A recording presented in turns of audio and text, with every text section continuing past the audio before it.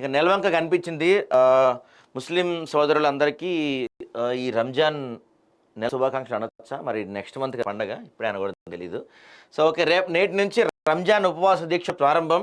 శుభాకాంక్షలు తెలిపిన సీఎం రేవంత్ రెడ్డి. అయితే అనొచ్చు.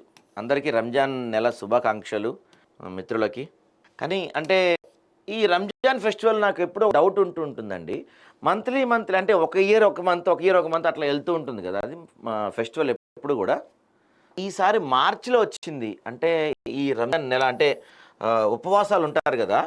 ఈ ఉపవాసాలు మొత్తం కూడా మార్చిలో వచ్చింది. మార్చిలో అంటే కొంచెం ఇబ్బందిగానే ఉంటుంది. ఫాస్టింగ్ చేస్తారు వాళ్ళు. రోజా అంటదా అది చేస్తారు. డే మొత్తం వాటర్ కూడా కనీసం తాగకుండా ఉంటారు కదా! మరి ఇంత సమ్మర్‌లో కొంచెం ఇబ్బందిగానే ఉంటదేమో పరిస్థితి.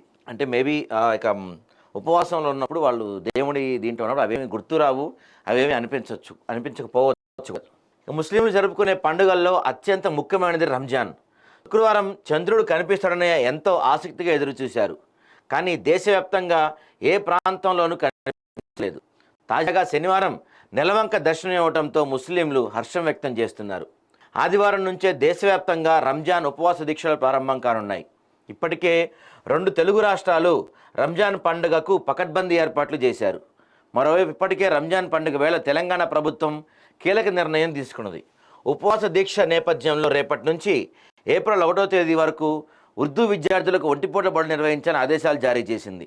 ఉర్దూ మీడియం విద్యార్థులకు ఉదయం 8 నుంచి మధ్యాహ్నం 1:30 గంటల వరకు క్లాసులు ఉండబోతున్నాయి.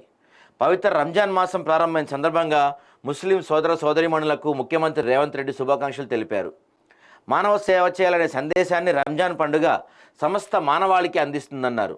రంజాన్ మాసంలో ముస్లింలు ఆచరించే కఠోర ఉపవాసం, దైవ ప్రార్థనలు ఆధ్యాత్మికతను, క్రమశిక్షణను పెంపొందిస్తాయన్నారు. నిజంగా చాలా కఠోరమైన ఉపవాసం చేస్తారండి.